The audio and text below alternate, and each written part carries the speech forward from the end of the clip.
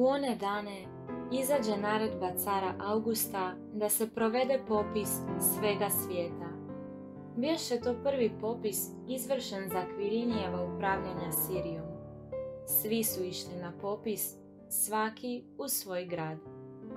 Tako i Josip, budući da je bio iz doma i loze Davidove, uziđe iz Galileje, iz grada Nazareta u Judeju, u grad Davidov, koji se zove Betlehem, da se podvrgne popisu, zajedno sa svojom zaručnicom Marijom, koja biješe trudna.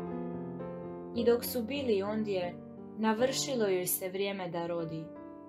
I porodi sina svoga prvorođenca, povi ga i položi u jasle, jer za njih nije bilo mjesta u svratištu. A u tom kraju bijahu pastiri. Pod vedrim su nebom čuvali noćnu stražu kod svojih stada. Anđeo im Gospodnji pristupi i slava ih Gospodnja obasja.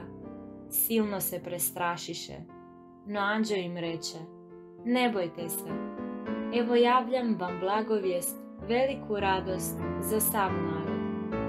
Danas vam se u gradu Davidovu rodio Spasitelj, Krist, Gospodin.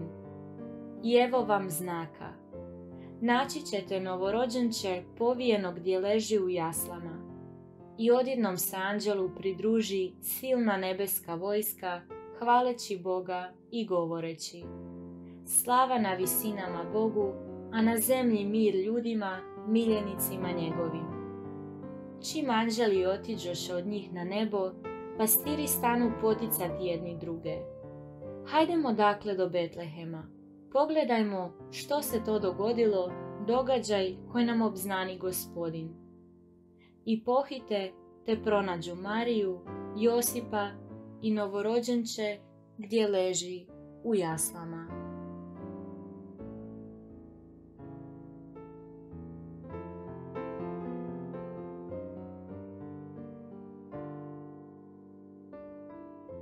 Ove godine cijeli kršćanski svijet, pa evo i mi ovdje u Podsusedu, slavimo rođenje Gospodina našega Isusa Krista pod posebnim okolnostima.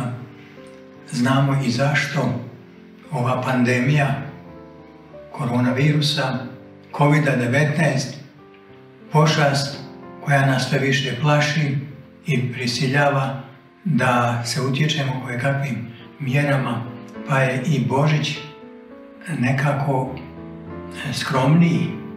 Nema onih pjesama koje smo mogli pjevati do mile volje. Nema ni ponoćke, ukrale su nam i ponoćku ove godine. Nekako nam se svega toga nakupilo, ali na našu sreću izvanjskoga.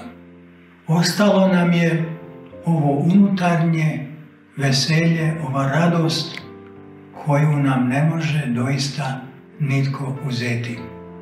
I možda je čak i dobro da se malo oslobodimo ovoga izvanjskoga, čak i ovih lijepih, finih, božićnih prizora, od jaslica u Betlehemu do nakićena bora, nego da pristupimo ove godine Božiću skromnije, da pristupimo Božiću sa unutarnjim raspoloženjem, duhovnim, koje će biti čak i dublje i dušama korisnije nego li ono izvanjsko. Mogli bismo se primjerice pridružiti pastirima. Evanđelje kaže da su oni, kad su čuli da im se rodio Spasitelj svijeta, pošli i poklonili se. Pastiri su jednostavni. Pastiri dolaze pokloniti se Spasitelju, jer su povjerovali anđelu. Možemo se pridružiti također i kraljevima. Oni su iz daleka došli, oni su mudraci. Oni puno toga znaju. I svoje znanje su iskoristili zato da pronađu put do Gospodina.